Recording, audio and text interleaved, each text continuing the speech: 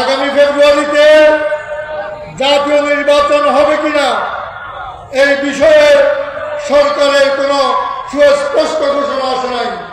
সিলেট সরকারি আলিয়া মাদ্রাসা ময়দানে বৃহত্তর সুন্নি জোটের আয়োজনে অনুষ্ঠিত হয়েছে এক বিশাল জনসভায় নেতৃবৃন্দ সতর্ক করে বলেন, ঘোষিত সময়ে জাতীয় নির্বাচন না হলে দেশ ভয়াবহ অনিশ্চয়তা ও বিপর্যয়ের মুখে পড়তে পারে। সভায় শাহপরান রাহিমাহুল্লাহ এর মাজারে হামলার বিচার, স্বাধীনতার ইতিহাস সংরক্ষণ, ভূমিদস্যুদের দখল থেকে সিলেটের পর্যটন এলাকার সুরক্ষা এবং পর্যটন খাতে জাতীয় বরাদ্দ নিশ্চিত করার দাবি জানানো হয়।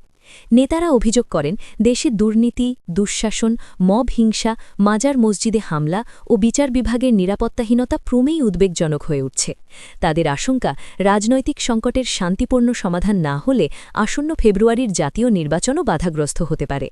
জনসভায় Bangladesh Islamic front Bangladesh, supreme party এবং সুন্নি জোটের শীর্ষ নেতারা বক্তব্য রাখেন। তারা দেশের অস্থিরতা নিরসনে বৃহত্তর জাতীয় ঐক্যের আহ্বান জানান এবং সরকারের পক্ষপাতহীন আচরণ নিশ্চিত করার দাবি করেন। সভায় ১৩ দফা দাবি ঘোষণা করা হয়।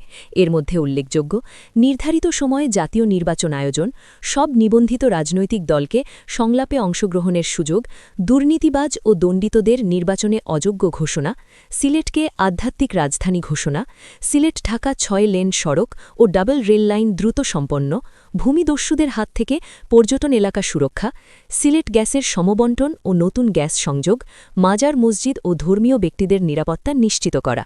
নেতারা বলেন, বর্তমান পরিস্থিতি দেশের স্বাধীনতা, সার্বভৌমত্ব ও জননিরাপত্তার জন্য গুরুতর হুমকি হয়ে উঠছে। তাই অবিলম্বে সুশাসন, শান্তি ও স্থিতিশীলতা ফেরাতে কার্যকর পদক্ষেপ গ্রহণ জরুরি।